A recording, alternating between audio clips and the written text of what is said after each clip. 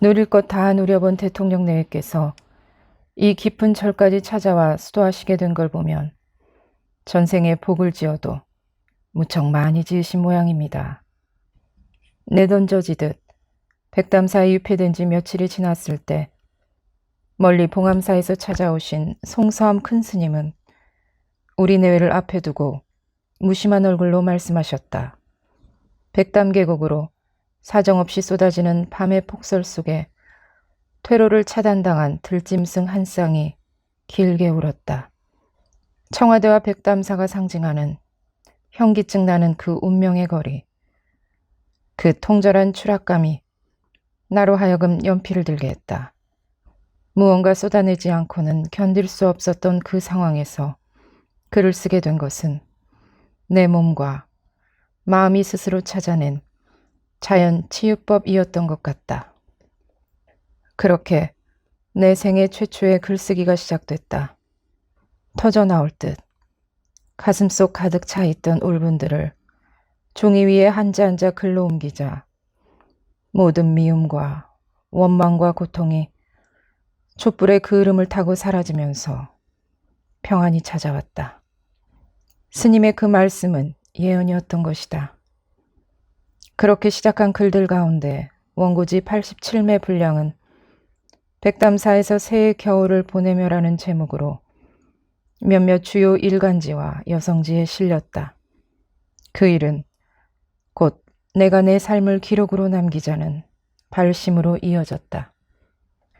내 생애에서 가장 좁고 슬픈 공간이었던 백담사 요사체의 골방은 역설적이게도 나의 모든 것을 품었던 넙디 넓은 공간이었다.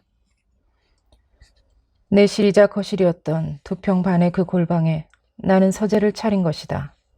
2사람분의 삼첩한상을 겨우 차릴 수 있는 크기의 밥상, 그 밥상 위에 놓인 손바닥만한 용수철 수첩과 몽당 연필, 그리고 전기도 안 들어오는 방을 밝혀주는 촛불 한 자루가 그 서재를 꾸며주고 있었다.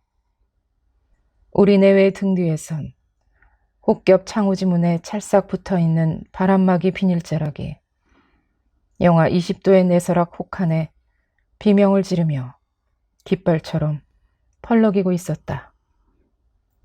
그날부터 9개월 전엔 나에게도 청와대 안에 영부인실이란 이름의 단아한 방이 있었다.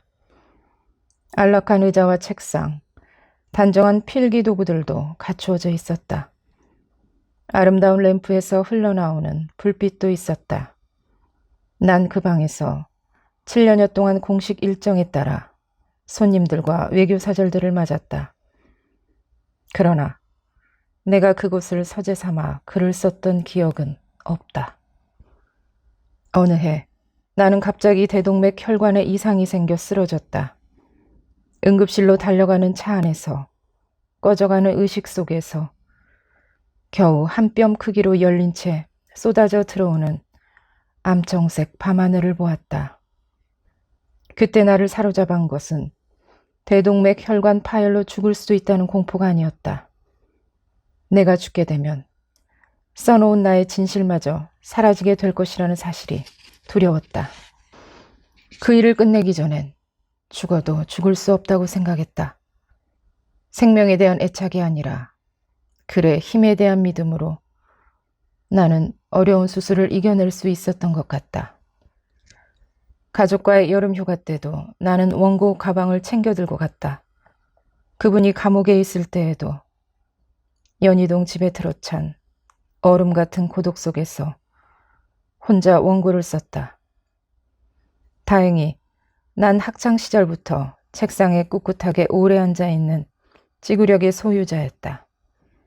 그분이 재판을 받고 있던 1996년 불시에 집으로 들이닥친 검찰의 위협적인 가택 수색 때도 나는 그분의 기록물들과 내 원고 디스켓이 혹시 일실되지 않을까 노심초사했다.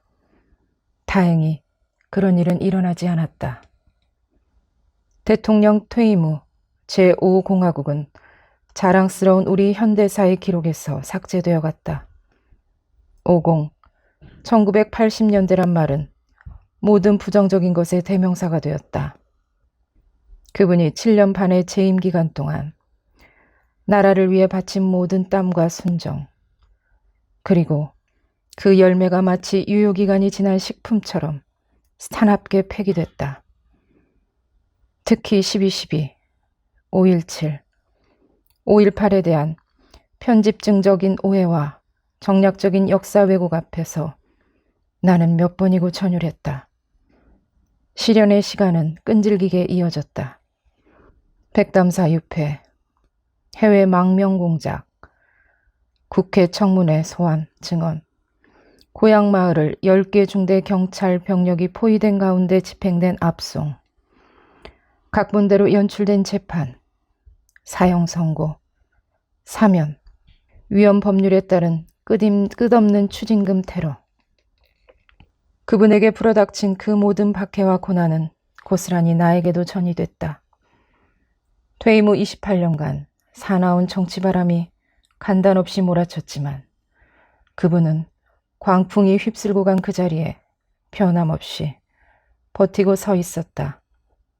그 어떤 모진 박해와 모멸 속에서도 죽지 않고 살아내는 일까지가 헌정사상 최초로 평화적 정권 이양을 실현한 전직 대통령의 책무라는 믿음을 신앙처럼 간직하고 있었던 것이다.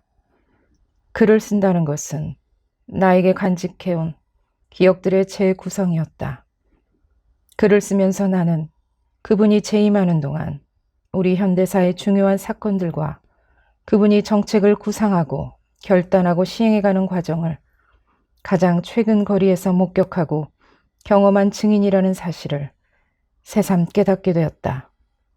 그리하여 세상의 오해와 편견과 가학 심리에 의해 만신창이가 된 그분 모습을 바르게 보여줄 필요가 있다고 믿게 되었다.